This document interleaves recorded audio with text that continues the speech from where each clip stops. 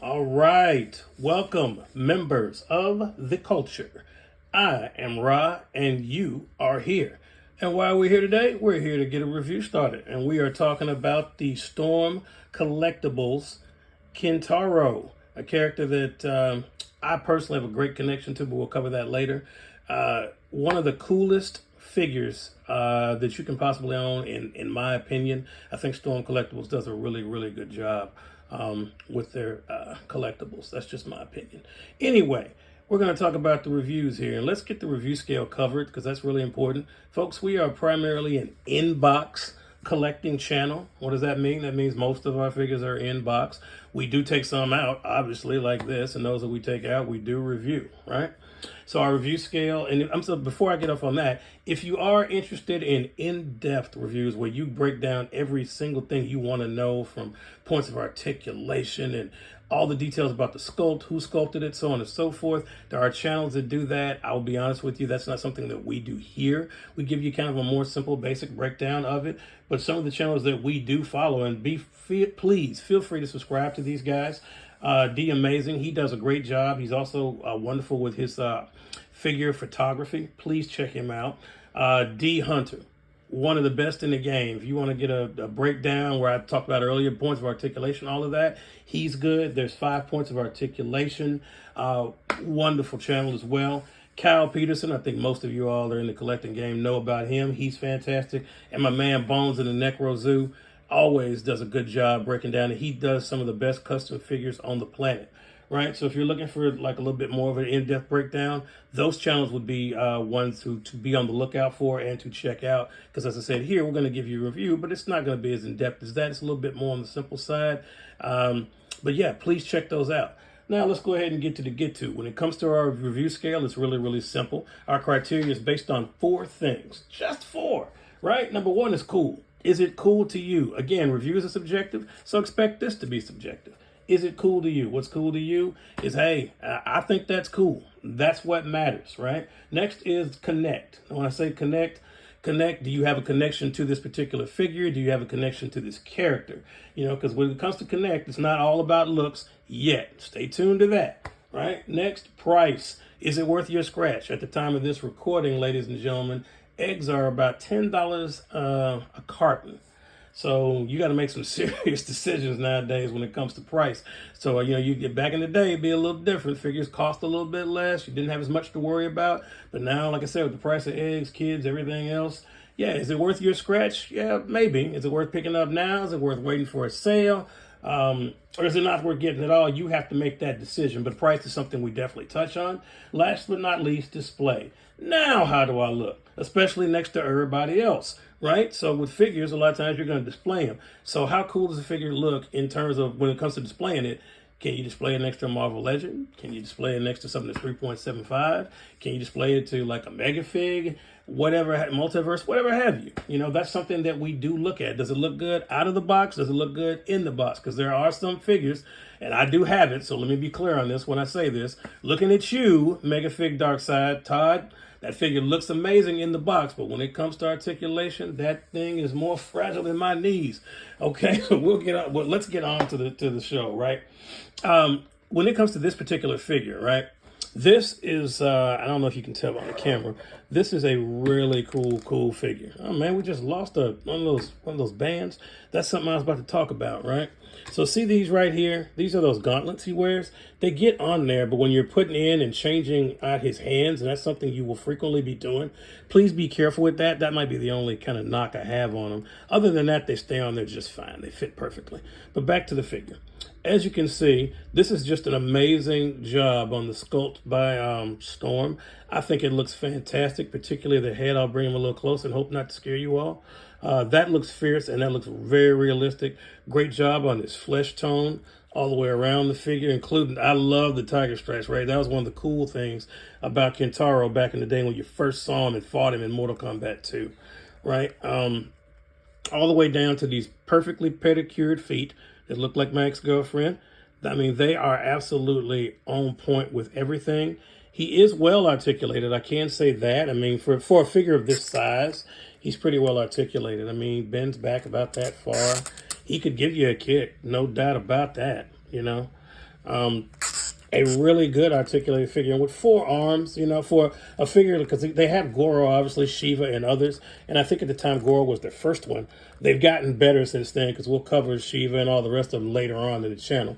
But for 4 arms, I think they did a fantastic job. You could really get this thing into some outstanding poses. For those of you that have seen the original Mortal Kombat movie, not the 2021, but the like 1995 one, that old one right there, dating myself. But anyway, there was a guy named, I think his name was Art Lean, and he had to fight Goro, right? He was the black dude, if everybody remembers that, right? That fought Goro. And he got fatality, and we won't cover that. It wasn't rated R, so I'm not going to get off on a tangent on that. But when he got killed, he was in this pose like this where he's being held by these arms, and Goro killed him with a double overhand strike, or strike to the chest, I should say, while he was holding him like this. That would definitely kill him, but that was such a weak fatality. But again, we won't get on that. But you could recreate that with this figure, right? Absolutely. He's strong enough to hold it. Very good articulation for 4 arms. I mean, look at that. Whatever pose you would want to put this dude in, folks, you could pretty much get him into any pose that you want. Any pose. Like, he's just an awesome figure, any way you look at it. In terms of accessories, he's got a ton of accessories, right? Just an absolute ton of them. I think I've got, like, in terms of heads. Now, that's the head that I went with, but he does have this one right here. I'm trying to get it close up, let's see. So you could use that one if you really wanted to. He also has this particular head, which is a little bit more subdued. I mean, all of them are scary if you want to know the truth, but I just chose the one that was fierce with the fangs exposed, right? So there's another look at that head. So he has a ton of accessories, though. So he has those head sculpts, but he's got a total of 8 hands. So he's got right here, as you can see, as he goes over, I just knocked him down. Man down, man down. He's got a total of 8 extra hands here. So he's got fist, and he also has extra hands. So you could certainly do whatever it is you needed to do if you're putting him in these poses. If you wanted more of a grabbing or choking like phase, if he was going to choke somebody, you could do that with him. If you wanted to hold him like that Mortal Kombat pose, you could do that. He's got all the accessories that you could basically be looking for if you want to know what they look like. Some of them are similar and some are different, but they pretty much look like this, kind of like the ones on the bottom, right? They're just varying widths or whatever, but you could certainly put that on there. But he'd also, I'd be remiss, he can do the fatality, a cooler one, because here, for some reason, he has a lot of Sub-Zero accessories, right? There's his fireball, but he has Sub-Zero's head if you want to recreate that, his spine. He has his arms right here. So I'm going to put up some of those pictures because we've done those before, but I'll put some pictures up where you can kind of see that, where you could recreate some fatalities and iconic poses from fatalities or just iconic poses in general. They've got you covered with that. Storm doesn't cheat you. Now, onto our review scale. We talked about those 4 factors, right? So when it comes to cool, and everything, as I said, maxes out at a total of 25 points for a total score of 100. So when it comes to cool, Kintaro for us, and it may vary with you, your mileage will vary, he was totally cool, and he was one of the things we connected with, like our favorite Mortal Kombat boss. Yes, even over Shao Kahn, but we definitely liked him. He got 25 points there. When it comes to connect, we could connect with him, more so than, and I love Goro. I said he gets all the love in the world, and he definitely deserves it. He's the OG, and he's the first. Kintaro scores 20 points on that scale. Price, is it worth your scratch? Now, here's the thing about that. 110%, although this figure is probably going to retail north of $100, probably about $130 if I make no mistake, not counting like secondhand market or anything like that, because eBay and all those, we know how those prices fluctuate. But if we're talking about just in general, I absolutely think he's worth your money. We got him on a sale at Big Bad Toy Store. And in any case, I think he's worth it, particularly on a sale. So he did get 25 points there. And then finally, display. How does he look? I can't really say too much more in terms of like display. I mean, you saw it for yourself. You can still see it's a cool looking figure that I think goes well with Marvel Legends. I've posed him with CT Toys before and others, and you'll see those pictures coming to the channel here probably within a day or so. I'll try to get them up today if I can. But I think he does display and pose really, really well. Of course, he looks good in the box. Like that goes without saying, right? So he got 20 points for that. So his total score out of 100 was 90. So I would say that is definitely worth a pickup, 100%. Funny, right? 90 points, 100%. But he's definitely worth a pickup, definitely worth your money, even in today's tough economy. If you're going to spend the money and you want to get a figure that says, hey, this is going to be worth my money and it's going to go in my collection that I can be proud to show off or to display, without question, I think Kintaro does get the job done. So again, he gets a total of 90 points.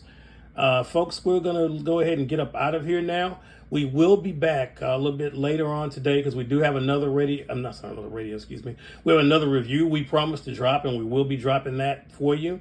That is of the dark side that we talked about earlier, because everybody wants to know, oh, that dark side, the dark side. That's by Beast Kingdom. Excuse me, can't seem to talk today. Maybe I shouldn't have drank that Prime.